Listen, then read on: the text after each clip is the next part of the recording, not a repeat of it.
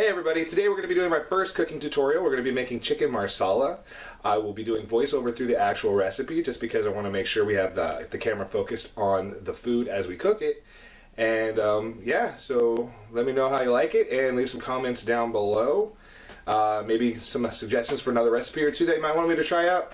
I do make this one a lot, so it's kind of a fair first cooking tutorial, but they say go with what you know. So anyway, let's go ahead and get started, and I hope you enjoy.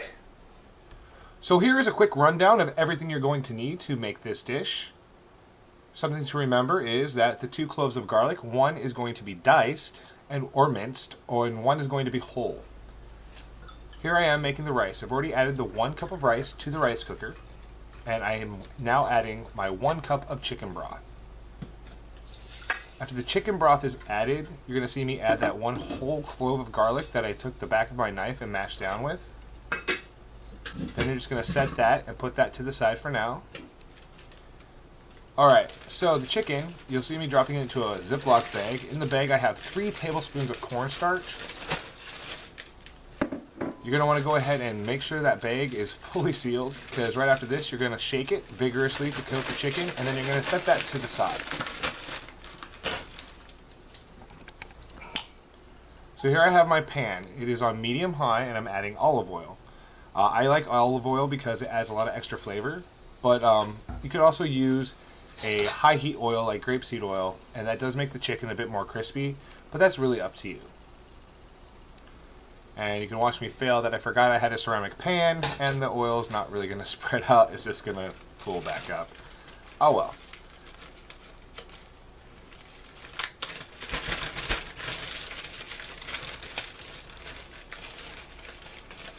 So now you'll see me adding the chicken into the pan. Don't worry about the extra cornstarch getting in there. I picked cornstarch because it's going to help thicken the sauce later on.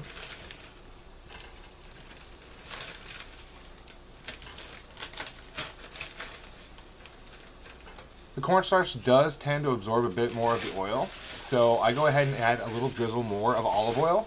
That is completely up to you. That's just something I do. So now you're going to let that brown, and once it gets to a nice golden brown color, you're going to go ahead and remove the chicken from the pan. You'll notice I'm not very graceful with my chicken removal, or swift. I apologize for that.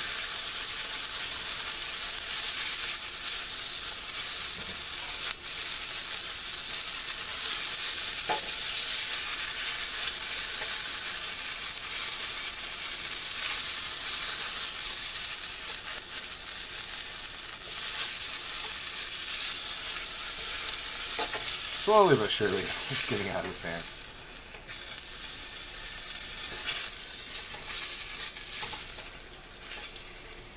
So once the chicken is all removed, you're going to go ahead and put a dash more oil in, and then you're going to drop your mushrooms in. I like my mushrooms quartered, so I like them a little bit bigger, but you can do sliced mushrooms or even whole mushrooms.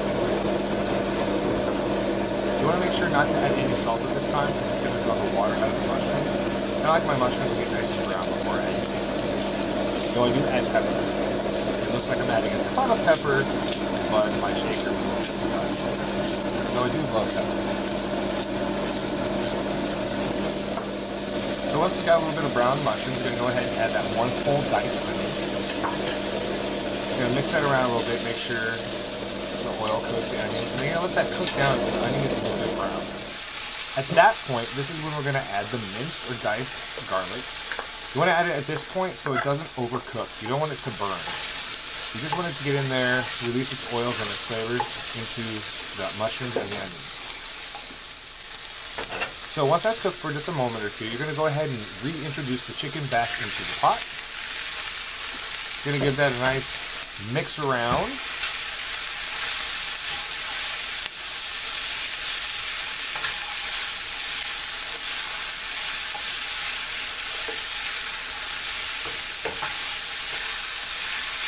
After you're done mixing that around, you're going to go ahead and add your chicken broth. I'm not a big fan of measuring cups except for with rice, so I just kind of add it so it feels right.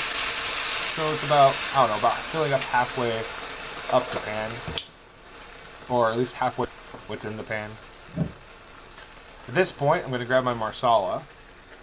Now, I love the flavor of Marsala, so I add probably a little bit more than you're probably supposed to. But if you don't like it that much, you just want a little bit of it, you can add just a tiny bit and use more chicken stock. I prefer it that way. So at that point, you're going to reduce the heat to medium, and you're going to let that simmer for about 10 minutes. Once it's cooled down just a touch, you're going to plate it up with some rice, and then the Marsala. And then this is my take on chicken Marsala. Hope you all enjoy.